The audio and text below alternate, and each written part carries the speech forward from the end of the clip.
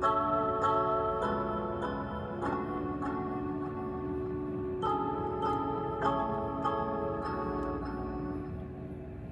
Corp Radio, IZ Corp Radio, IZ Corp Radio, IZ Corp Radio, IZ Corp Radio, IZ Corp Radio, IZ Corp Radio, IZ Corp Radio, IZ Corp Radio, IZ Corp Radio, IZ Corp Radio.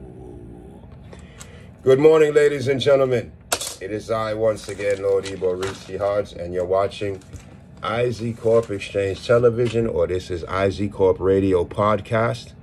And this is IZ Corp Exchange, and this is the new podcast we have on IZ Corp Radio. And then, what is this one? The Lounge?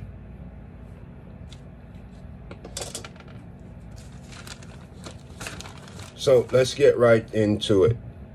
A few questions were posed to me. Usually before, what I would do is, if someone had a question, I would just go ahead and answer the question. Now I take questions at a time.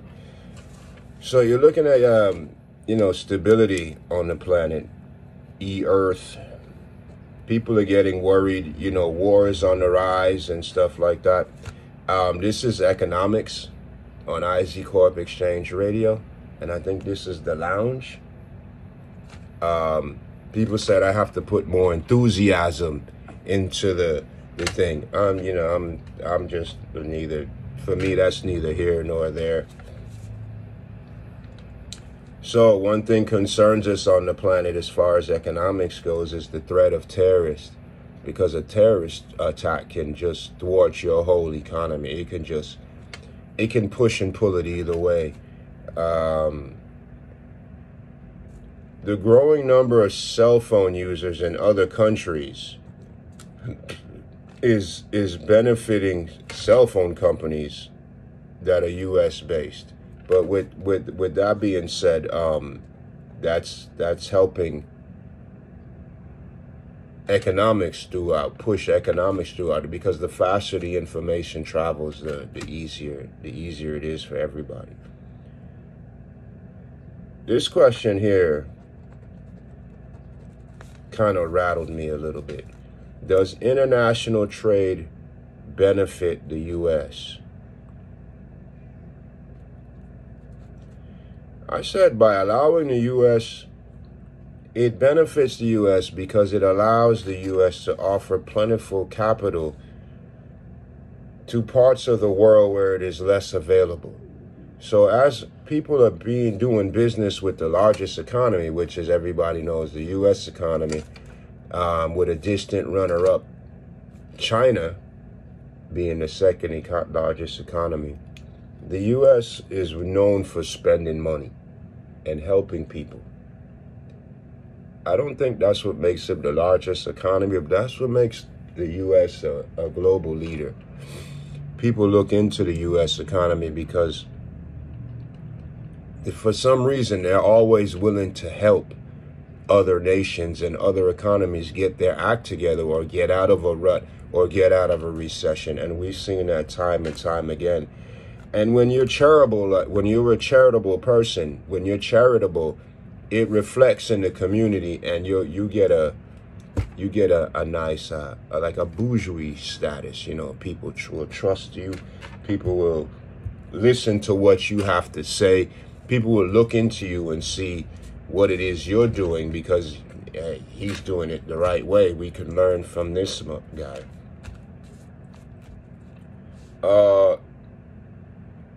Through global economies, the laws that each economy governs themselves by, the governments within the economy govern themselves by, play a role in not just ethic responsibility, but moral responsibility, especially in financials. That's important. Being truthful and keeping things above water in finances all the way around the board is what finance is about. It's very, very clean. And being ethically responsible in business is starting to grow in other countries, and we're seeing that. Takes you to social responsibility. The businesses are concentrating or consolidating more in their societies. And, you know, it does come down to a class decision, a class discussion, you know, like a class system of wealthy people, poorer people. You know, people who are in business tend to be wealthier than people who are the employees. But at the same time, not everybody's fit to own business or wants to run the business, you know, that responsibility. So you have a social responsibility in business that's catching fire out there. And on balance, I strongly believe that there are no drawbacks on free trade. This is me, Lord IBO Ricias, and you can quote me on these parts. In less developed countries, free trade laws and agreements, as well as organizations such as the World Bank, without a doubt, hold these social responsibilities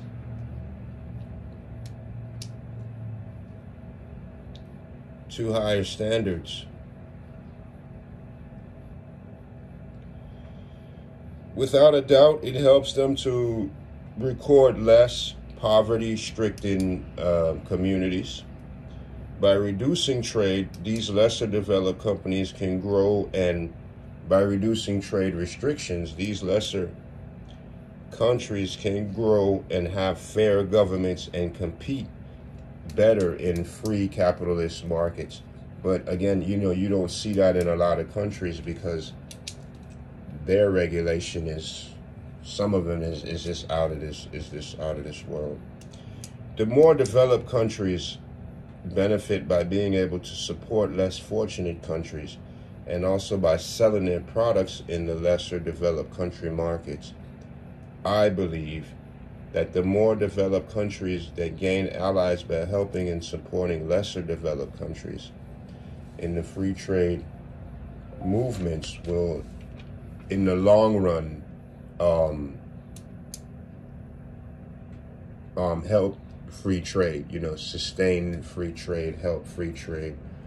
We're looking at some other things, you know, it's more like we call it a divergent strategy, you know, where you're like not diverse, but you're able to get along with everybody. You know, you understand people's customs, you understand their mentality and their attitude. And if you can get in there and do business with them, it creates opportunities for all the human beings on both sides of the trade.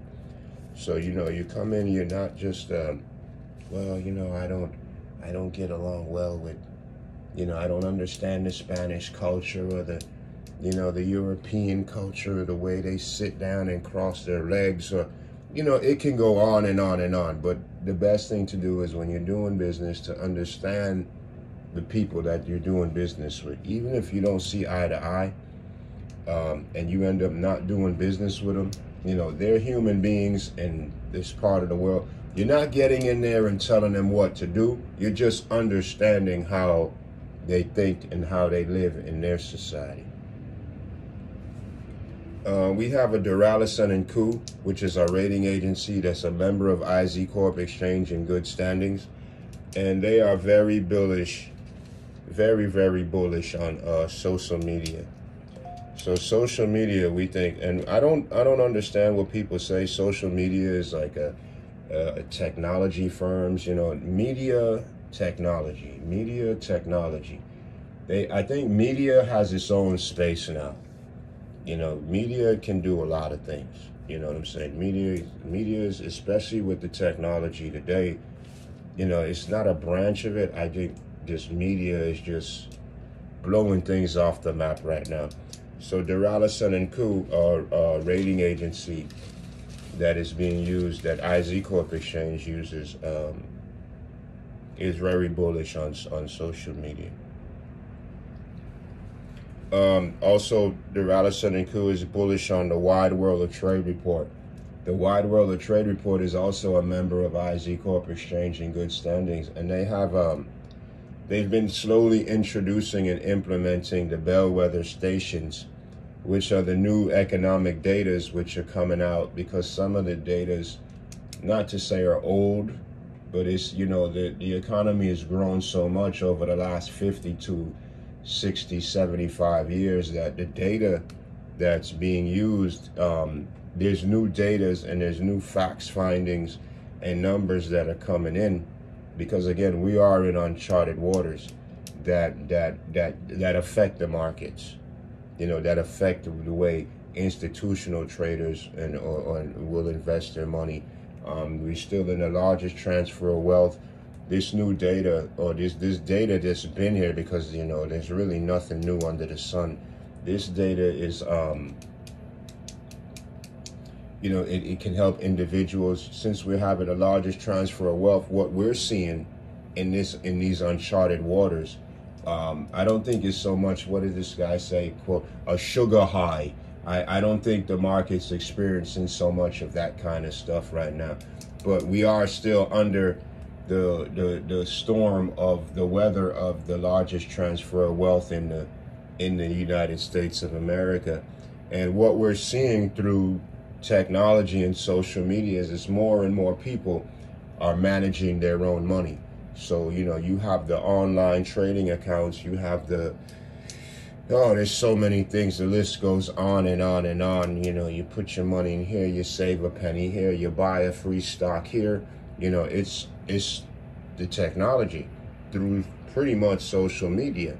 And social media has the people coming in and they're saying, hey, you can come over here and learn how to trade. You have X amount of dollars, you don't need a lot of money. So this is happening. So I don't know how the big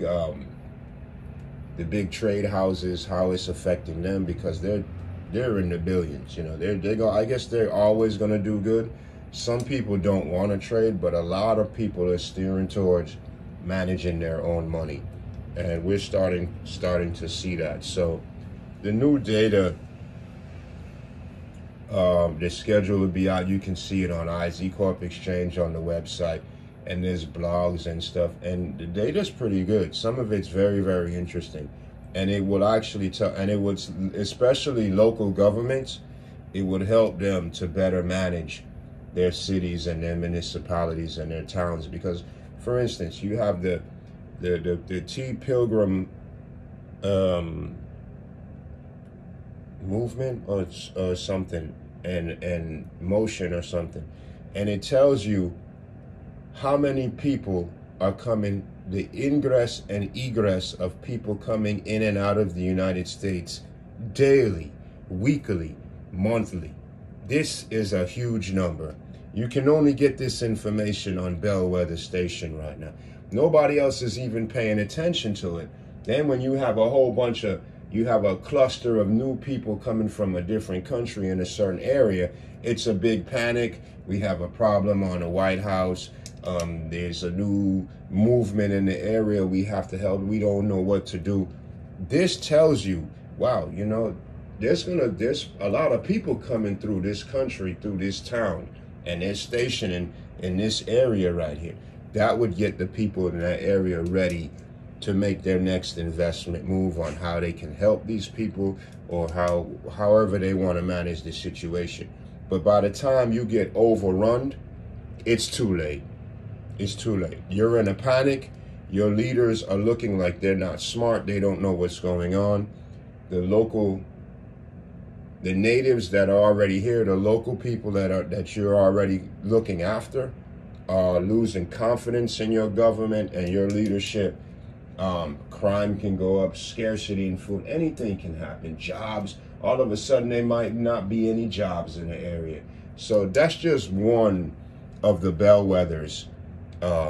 Each one on there, we call them bellwethers, so that's why it's the Bellwether Station.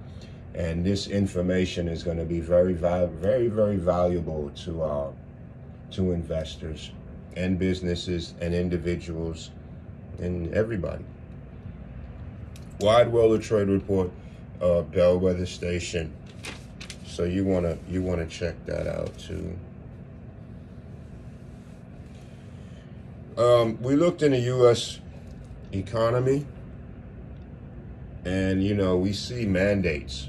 You hear words like volatility, mandates, yield curves. So we were looking at the mandates, and the question was like, what are mandates even effective?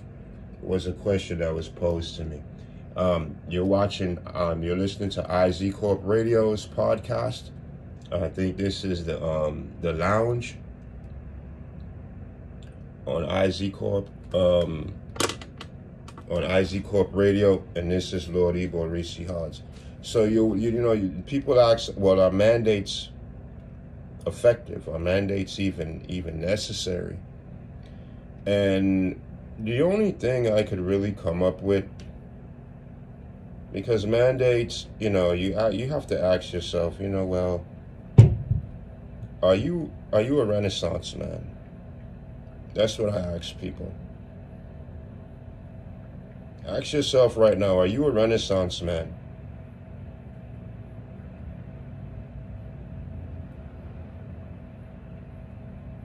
Because if you're not a Renaissance man, oh, that's what you call this one. This is Just the Facts podcast.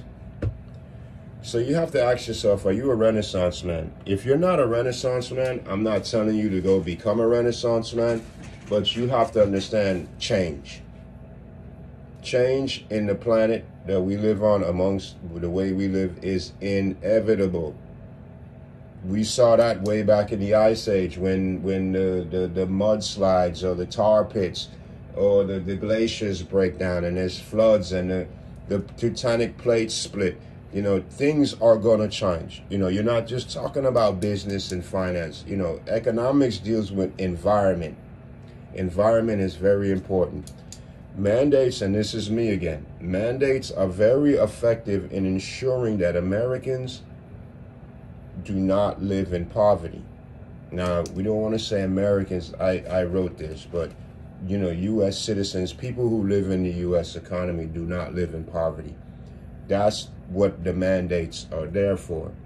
So when you're facing headwinds, the economy doesn't slide and get stuck in a recession and people become poorer. You're looking to progress, not go backwards in life and in history. For example, one could argue that decisions are made according to policy in recent years, which show that the U.S. economy is growing slower than expected. This policy is the free will of the U.S. Americans that have choices. So, one time I was in a meeting and a local mayor, he was saying, you have to do more for yourselves.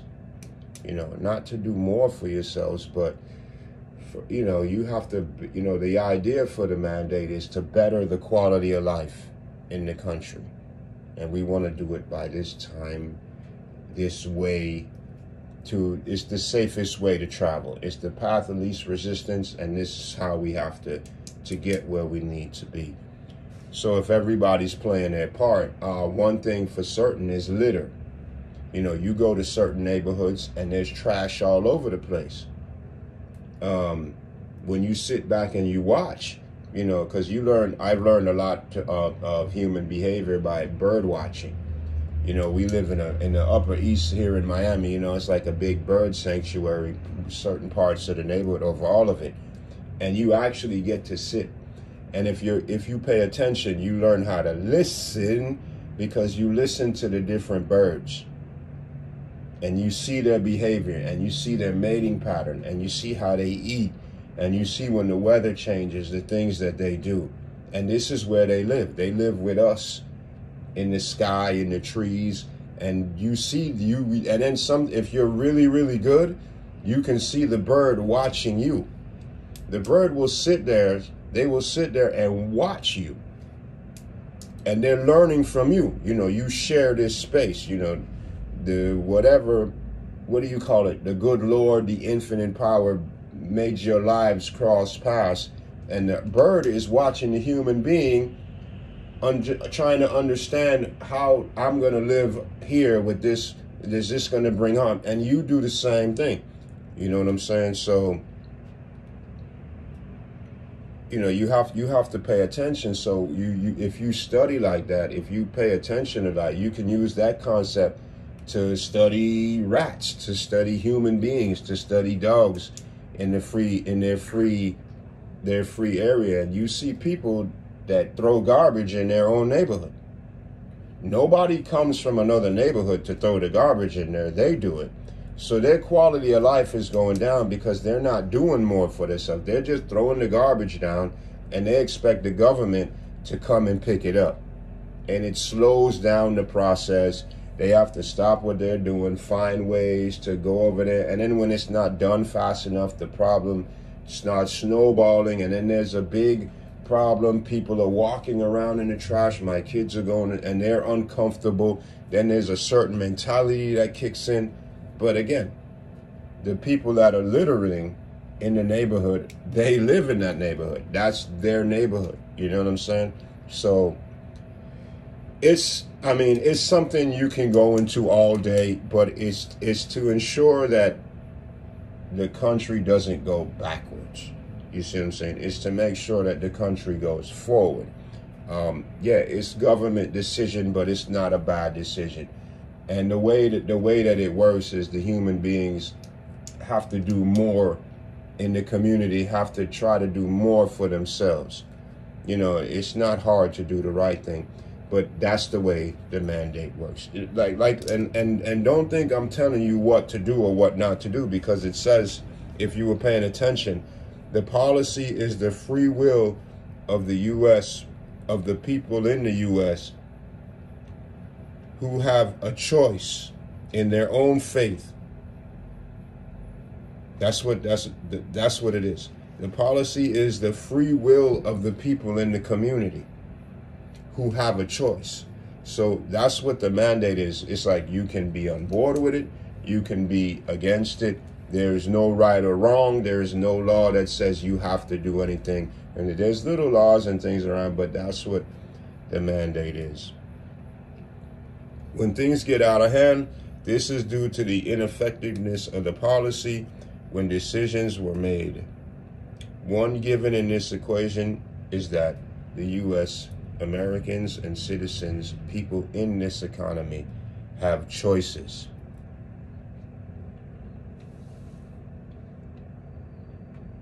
The U.S. economy has built its own legacy, and most importantly, through being transparent.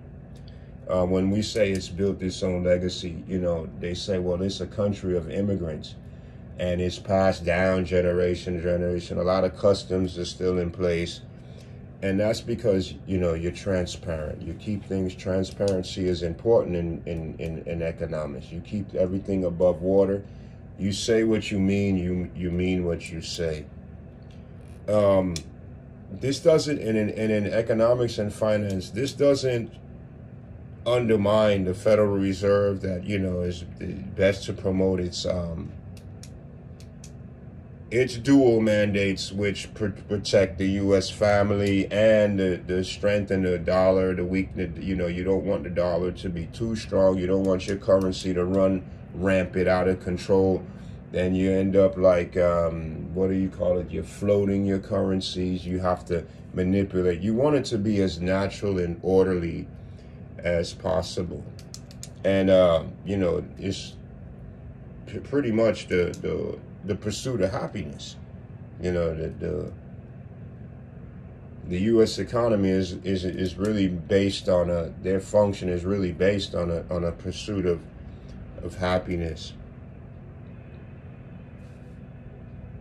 It's not all about stimulus and bailouts and labor markets, you know, enhancing investments and promoting GDP growth throughout the U.S. economy. It's more importantly that the U.S. Americans or the U.S. citizens can stand together and prosper and grow. So, you know, the question here is, again, where did we start out with? You know, you have the bellwether stations coming through. You might want to understand a little more about mandates and, you know, the legacy of the U.S. economy.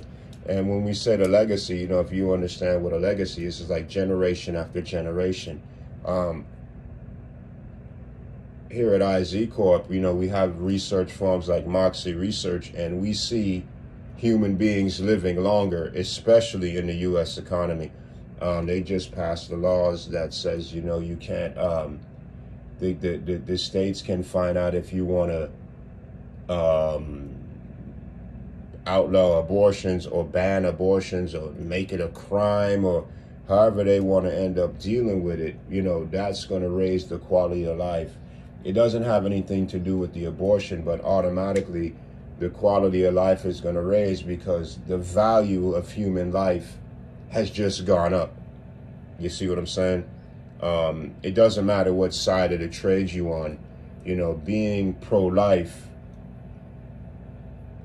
helps. It doesn't help. It just ensures, you know, the pursuit of happiness. You know, you just X'd out something that's just like, wow, we don't need it. And now you're going to see in the U.S. economy, because not many economies globally are doing that. You know, the U.S., about 5 years ago, the U.S. was the worst when it came. The U.S. economy was the worst when it came to abortions. Now they're the first because they're giving the governments, the local states, or what we say now, we're looking at the U.S. economy, right, and it's getting so broad-based. We're gonna see it in a minute. We're way past our time, but this is CORP Exchange Radio, and this is Just the Facts podcast, and it's blowing up around the world like crazy. Just the Facts podcast, CORP Radio, CORP Exchange, and I'm Lord IBO Reese Hards. So, you know, that's another thing to think about. You know, the quality of life raises up when the human being protects itself from itself. Things get better. So that's the kind of things that you see going on. And like we said, the U.S. Is now the leader in that. So now all of the other economies are looking up to this leader like, wow, you're really not going to do that. You really think that's a bad idea, and they're going to follow. So when the legacy comes down, you know, you'll see more human beings. You'll see less depression, you know, less resentment and regret. And the most important thing you'll see is you'll see more human responsibility in society. And that is a definite plus for moving forward in this age of technology. You know, people will be more responsible and be more mindful of how they conduct themselves out here in this, you know, this vast, largest economy with everything. You know, if you really pay attention to the U.S. economy, the U.S. people, they like to travel. They love traveling. Vacationing is a big thing. Tourism is a big thing for them. People come here, they go abroad. But at the end of the day, you do not see U.S. people, even the people who are less fortunate, if you will, you don't see them struggling to leave the United States of America to go, what is the word they use? Defect, or go to another country or another economy. You see people coming to the U.S. economy. You don't see the U.S. people say, I have to go I got a better opportunity of life in Mexico. Oh, we need to flee across the Canada border and get out of here. No, it's the other way. It's vice versa. You know, you don't see people trying to get out of the U.S. economy to go run to China. You see the Chinese people wishing that they lived in the U.S. economy. And that's just the way it is. So when you see this kind of stuff happening, they're taking the lead on a lot of things. You can expect more people to try to come ingress into the economy. And that would take us back to what we were talking about with the pilgrimage, pilgrimage thing on Bellwether Station. Pay attention to that. That's the ingress and egress of people coming in and out of the U.S. economy. And to trying to top things off with the legacy thing, you're going to see human beings happier, and human beings are going to live longer in the U.S. economy. And that's a plus for the economy. So, you know, we're waiting to see if the Duralison and Coup rating agency is going to, you know, they might give the economy an upgrade just on the fact that they took the forefront and the leadership on the abortion issue. CORP Radio, Just the Facts podcast, only on CORP Exchange Radio. This is Lord IBO Reese Hards. Thank you for listening and have a very blessed day.